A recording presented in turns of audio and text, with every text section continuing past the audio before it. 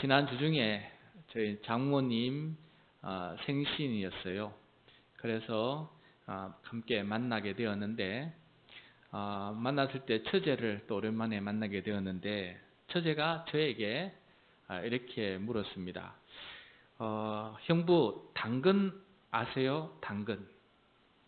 그래서 제가 당연하지라고 이렇게 당근이지라고 안다고 했는데 그 당근 말고 당근 마켓을 아냐고 또 물었어요.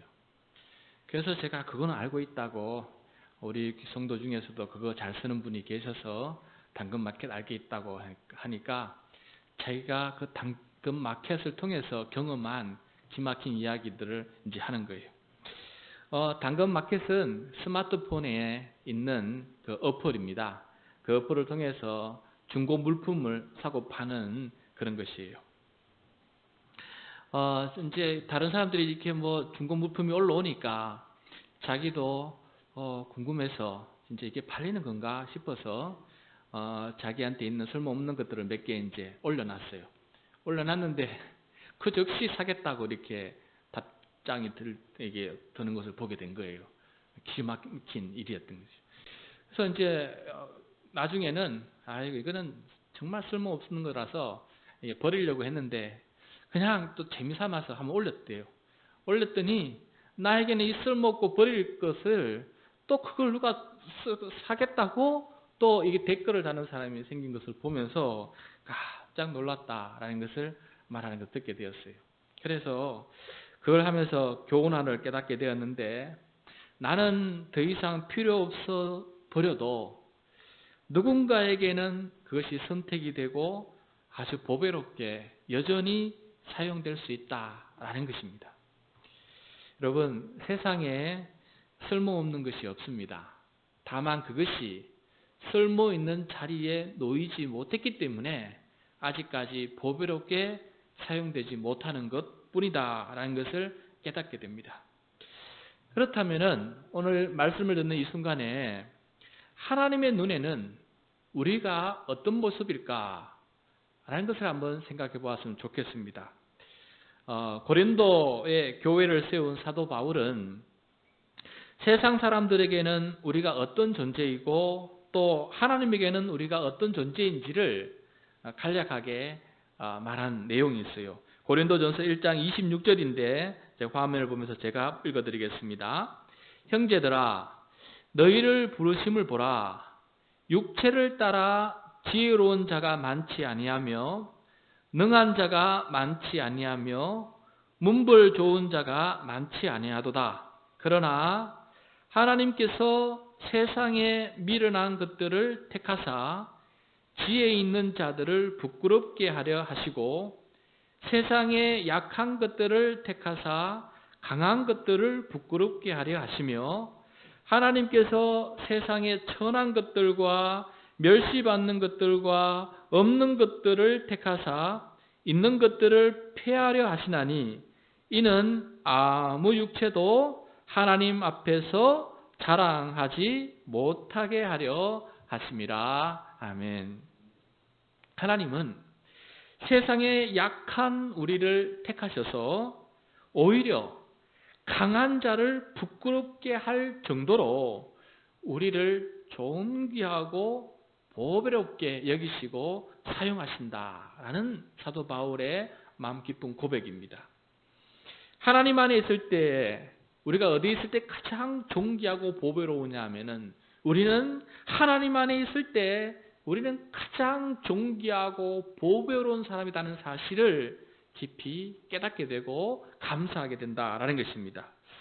오늘 말씀은 사람들이 버린 예수님이 가장 존귀하게, 사람들이 멸시하신 예수님이 가장 존귀하게 쓰임받게 되고 그 예수 그리스도를 따르는 그리스도인들이 보배롭고 존귀하게 쓰임받고 또 그렇게 인정받는 이야기를 우리들에게 들려주고 있습니다. 고로 오늘 말씀을 함께 경청하면서 연약한 우리를 얼마만큼 존귀하고 또 연약한 우리를 얼마만큼 보배롭게 여기시고 사용하시는지를 다시 한번 깨닫고 하나님 앞에 감사하며 그 다음에 존귀하고 보배로운 삶을 살아갈 수 있는 저와 여러분이 될 수 있기를 축복합니다.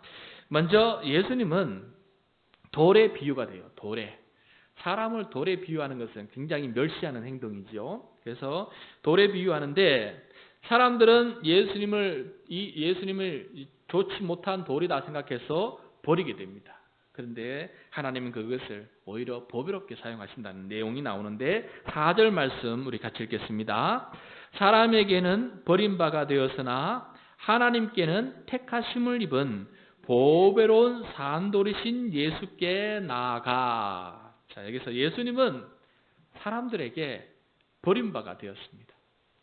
지금 우리는 예수님이 하나님의 아들이시고 육신을 입은 하나님 그분이시고 세상 모든 사람들을 구원하시고 장차 이 세상을 통치하신 왕이시다는 것을 알게 되었기 때문에 우리는 예수님이 오시면 버릴 생각 전혀 없어요. 그분 앞에 바짝 엎드려서 경배하게 될 것입니다. 그런데 아직까지 눈이 뜨이지 못한 사람들에게 예수님은 그야말로 쓸모없는 돌과 같은 존재였기 때문에 사람들은 그 예수님을 돌 버리듯이 그렇게 십자가에 버리셨어요. 그러나 하나님은 그 예수님을 버림받은 예수님을 택하시고 또 보배로운 살아있는 돌이 되게 죽은 돌이 아니라 버려진 돌이 아니라 하나님 앞에 생명을 주는 생명의 근원이 되는 그 산돌이 되도록 예수님을 높여 사용하시는 것을 보게 됩니다. 그리고 이 보배롭게 사용하는 그 산돌을 구체적으로 어디에다가 쓰시나 이 버려진 돌을 모퉁이의 머릿돌이 되게끔 하나님께서 사용하시는 것을 보게 돼요. 7절 말씀 같이 읽겠습니다. 7절 그러므로 믿는 너희에게는 보배이나 믿지 아니하는 자에게는 건축자들이 버린 그 돌이 모퉁이의 머릿돌이 되고 아멘. 건축자들이 쓸모없어 버렸던 것처럼 그렇게 예수님은 쓸모없는 돌처럼 여겨져서 버림바가 되었어요. 그런데 하나님은 그 돌을 주셔다가 모퉁이의 머릿돌이 되게 하셨어요. 이제 건물을 짓는데 모퉁이의 맨 밑에 세워놓은 큰 돌을 가리켜서 모퉁이의 머릿돌이라 그래요. 저 머릿돌을 세워놓고 저기서부터 돌멩이를 하나씩 쌓아나가는 거예요. 그래서 모든 돌이 저 돌에 기대고 의지해서 든든히 서 나가서 건물을 높이 짓게 되는 것이에요. 그래서 건축자들이 버린 돌이지만은 오히려 하나님은 참 예수님을 이 건축물의 모퉁이의 머릿돌이 되도록 보배롭게 그렇게 사용하셨다라는 것을 우리들에게 보여주고 있습니다. 여러분 이 이야기는 복된 이야기가 됩니다. 그 이유는 하나님께서 예수님을 이렇게 사용하신 것처럼 우리도 이렇게 사용하신다. 우리도 이렇게 보배롭게 사용하신다는 것을 알려주기 때문에 이 이야기는 우리들에게는 복된 소식, 기쁨의 소식이에요. 자, 우리를 얼마나 거룩하게 사용하시는지 계속 함께 살펴보도록 하겠습니다. 5절 말씀입니다. 5절 돌아가서 함께 읽겠습니다. 너희도 산돌같이 신령한 집으로 세워지고 예수 그리스도로 말미암아 하나님이 기쁘게 받으실 신령한 제사를 드릴 거룩한 제사장이 될지라. 자, 이 5절 굉장히 중요한 말씀입니다. 오늘 설교의 핵심이에요. 하나님은 우리도 산돌이 되게 하세요. 생명의 돌, 영생의 돌, 주 안에서 새롭게 살아가는 새 생명의 돌이 되게 하세요. 그런데 이 돌로 우리들을 신령한 집으로 세워 가십니다. 신령한 집. 그래서 신령한 집이라는 것은 바로 성전을 뜻하는 말이에요. 성전. 그러니까 버려진 돌과 같은 우리들을 한꺼번에 사용하셔서 성전으로 세워가신다. 예수님의 그 모퉁이 머릿돌에 기대어서 우리 모두를 함께 한꺼번에 공동체로 무엇으로 만드시냐? 우리를 살아있는 성전으로 만들어가고 계신다는 것을 먼저 말씀해 주고 있어요. 원래 성전에는 성소가 있고 그 성소 안에는 지성소가 있어요. 지성소 안에는 지극히 거룩하다 해서 지성소라 그러는데 그 지성소 안에는 법궤가 있어요. 법궤 안에는 하나님의 말씀이 십계명이 쓰여진 돌판이 있고 그 법궤 위에 뚜껑을 가리켜서 보좌다 그랬어요. 왜 보좌냐면은 하나님께서 그 지성소 보좌 법궤 뚜껑 위에 내려오셔서 강림하셔서 그 뚜껑 위에 앉으시기 때문에 그곳을 보좌라고 그렇게 말씀하셨어요. 그러니까 성전이 된다는 핵심은 무슨 뜻이냐면은 하나님이 거하시고 하나님이 임재하시는 거룩한 공간이라는 것이 바로 성전을 뜻하는 가장 귀중한 표현입니다. 그래서 우리가 살아있는 성전이 됐다는 것은 우리 모두 가운데 하나님이 죄악된 우리들 가운데 하나님이 거룩하신 하나님이 우리 안에 거하시기 위해서 우리를 죄악된 그대로 내버려 둘 수 없으니 우리를 거룩하게 만드셔서 마치 성전처럼 우리를 거룩한 성전, 거룩한 성도로 만들어 주셨다라는 것이 바로 이 말씀의 내용이에요. 그래서 우리는 이제는 성전, 하나님이 우리 안에 거하시는 그러한 공동체로 하나님께서 우리를 새롭게 만들어 주셨으니 우리는 정말 얼마나 거룩한 존재고 보배로운 존재이냐라는 것을 말씀해 주고 있어요. 우리가 성전이 되었다는 이 말씀을 이게 실제적으로 깨닫게 해준 분이 있는데 헨리 나우엔이에요. 이분은 세상 사람들의 눈에는 굉장히 보배롭고 존귀한 돌이에요. 세상 사람들이 절대 버릴 수 없는 우러러 보는 돌이에요. 왜냐하면 이분은 세상에서 가장 유명하다고 하는 예일 대학의 교수였고 하버드 대학의 교수로 살았어요.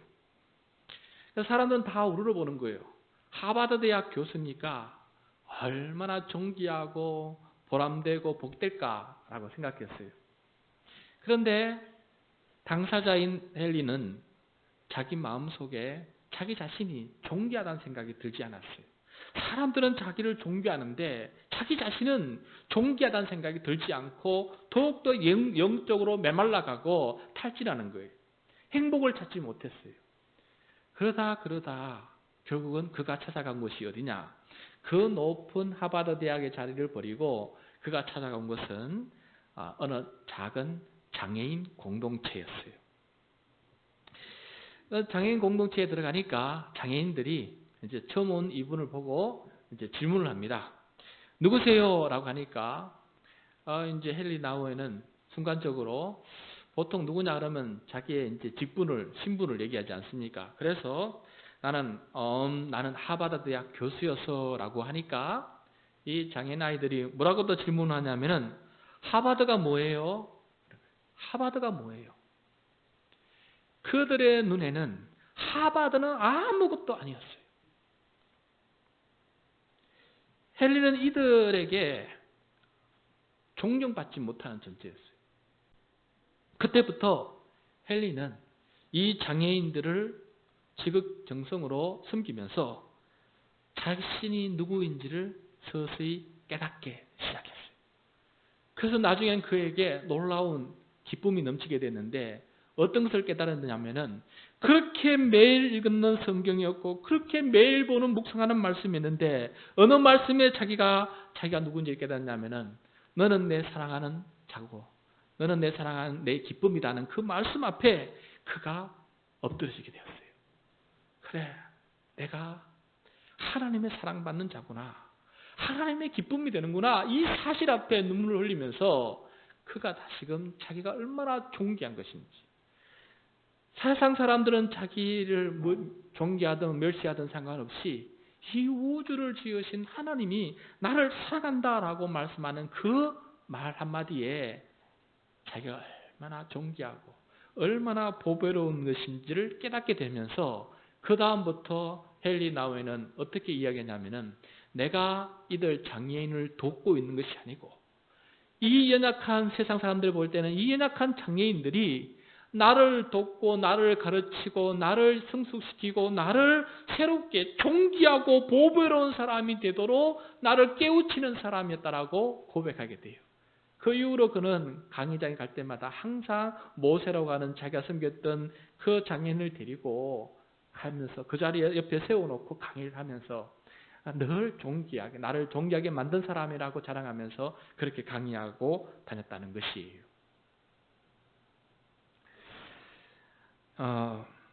헨리 나우에는 그렇게 그 장애인 공동체가 성전으로 체험되는 그런 경험을 하게 되었던 것이에요.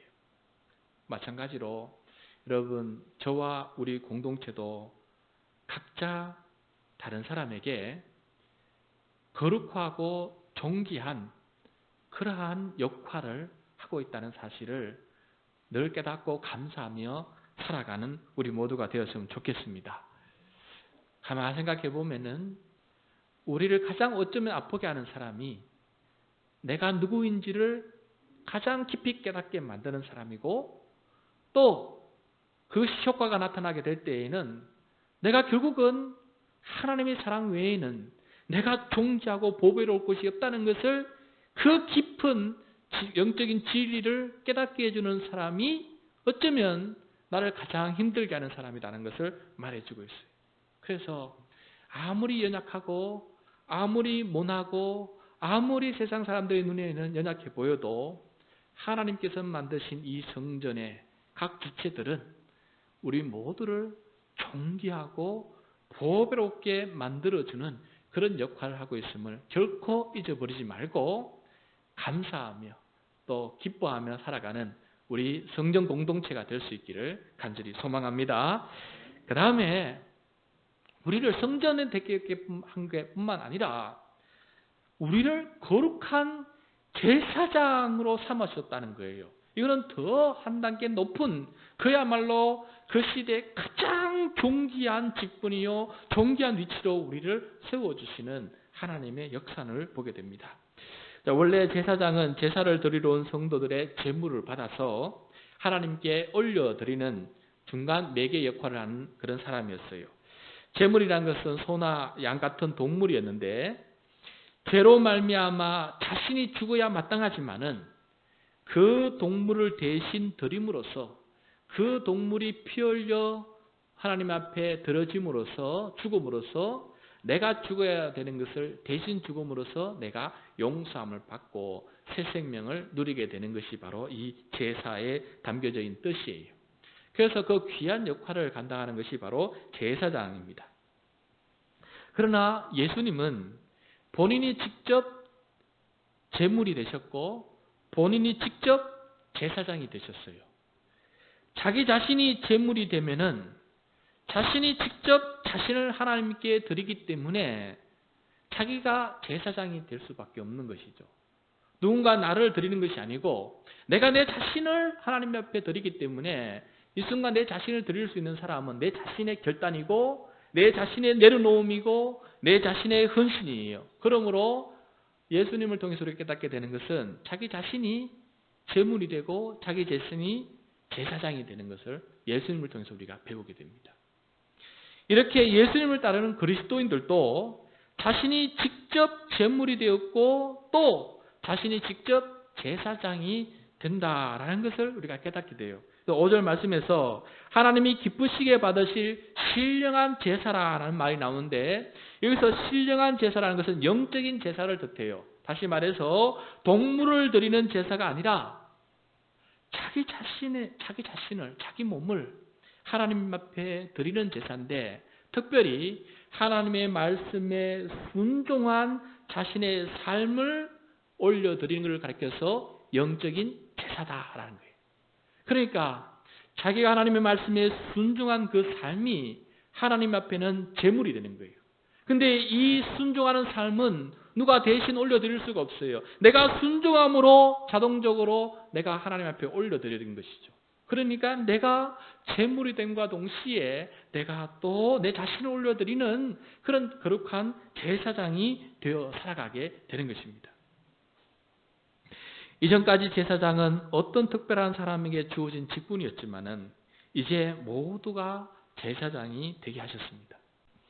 우리 성도들은 이제 하나님 앞에 자기 자신을 거룩하게 드리고 싶을 때 종종 선택하는 것 중에 하나가 무엇이냐면은 목회자로 헌신하는 거예요. 혹은 선교사로 헌신하는 거예요.